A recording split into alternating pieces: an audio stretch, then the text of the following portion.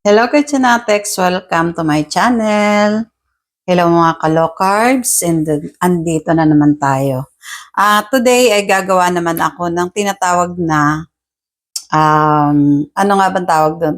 Ang tawag doon sa Thailand ay Tom Kha Kai. Kumbaga yung kayon chicken, tapos soup siya. So ang gagawin ko, coconut soup, tapos may herbs tayong ilalagay. Ito ay low carb at pang keto na rin. So ito, ipapakita ko sa inyo yung aking mga ingredients. Ito ang ating mga ingredients para sa ating coconut soup with red curry paste.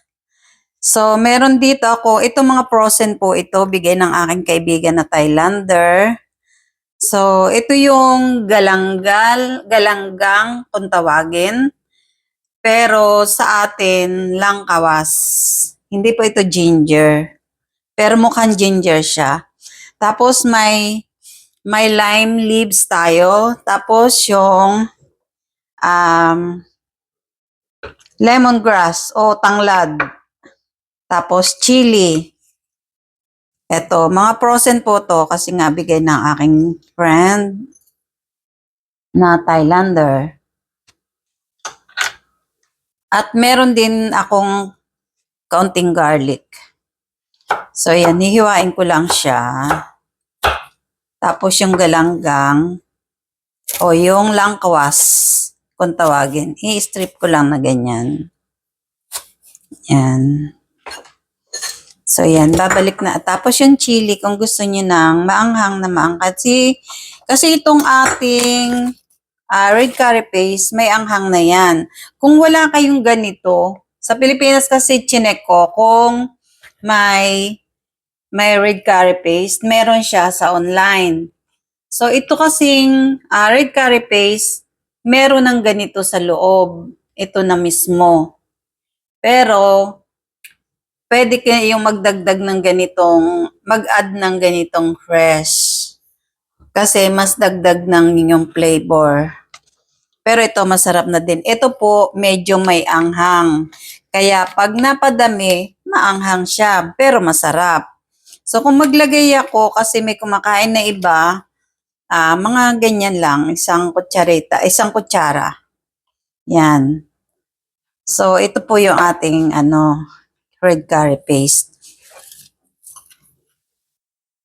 Tapos meron ako ditong mushroom. Ito yung mushroom na ano nga ba to? Hindi ko naalala kung anong klaseng mushroom to. Pero ginisa ko na kasi to. Dahil marami to, baka masira, kaya pinrosen ko na. Ginisa ko siya, tapos pinrosen to. So ngayon ito na siya. Pwede po itong ilagay doon. Lahat ng klaseng mushroom at saka yung bok choy na vegetable, pwede nating i-add. Tapos yung mushroom na inoki, masarap na masarap po yan para sa ating saka yung button mushroom. Masarap po dito sa ating recipe na ito. Ay, masarap po talaga to, promise. So, kung ang tawag nila doon sa recipe nila ay kasi may coconut seafood, pero pwede pong ilagay ang chicken. Ako lang, mas favorite ko kasi yung shrimp. Kaya ito yung ginagawa. Tapos, pwede kayong mag-add ng noodles sa ganito. Tapos, syempre, hindi mawawala yung ating coconut milk, pero mas lalong masarap kung ang gagamitin natin ay fresh.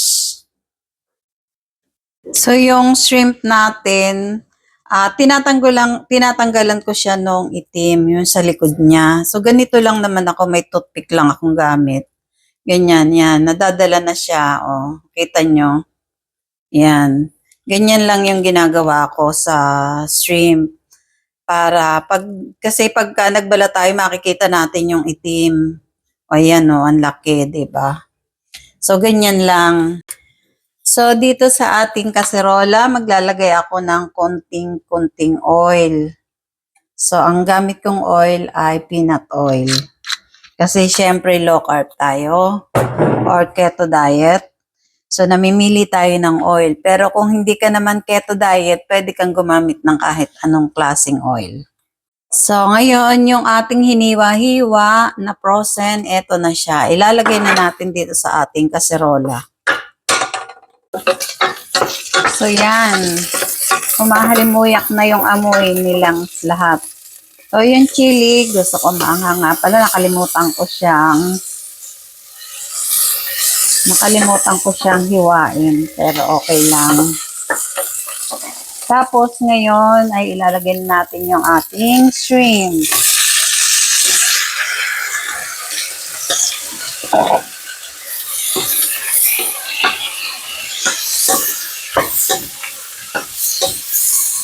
So, lalagyan natin ng patis. Fish sauce. So, ngayon, lalagay naman natin yung ating gata.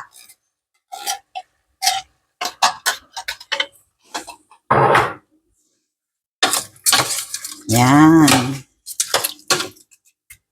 Pwede po kayong maglagay ng noodles. Sabi ko nga, yung sotanghon o kaya yung gusto nyo yung yellow. Pwede pong maglagay. Ngayon, nilalagay ko na rin yung ating red curry paste. Napakasarap po nito, promise. Marami na po ako napatikim nito mga Pilipino dito. Nasarapan sila, bumabalik naman sila sa lasa. Kahit unang tikim pa lang nila, nasasarapan na sila. Yan. So, ilalagay na rin natin yung ating mushroom. Maraming gulay, masarap. Mamaya, kasi may nilaga rin akong broccoli. Ipapatong ko na lang siya mamaya pagkain ko. So, tikim-tikim na lang sa alat. Wala na tayong ilalagay pang iba. Pakukuluin na lang natin siya. At yun, tapos na. Napakadali pero may masarap ka ng pagkain. Hindi po ito pang keto lamang. Ito ay para sa lahat na pwedeng kumain. Ang sarap po niya, promise. Lalo na kung may bok choy kayo. Yung bok choy po napakasarap ilagay. So yan, luto na po siya. Napakadali lang naman lutuin. Titikman na natin. So, ito na ang ating coconut soup with red curry paste. So, tikman natin. Ang sarap po nito. Lagi kong inuulit-ulit tong recipe na to. Napakasarap. Lalo na yung mga mushroom, yung gulay. Noodles kung gusto nyo. Yung sotanghon. Ang sarap po. Sarap. So, para lagi pong updated sa ating mga recipe, just follow and subscribe. Thank you for watching.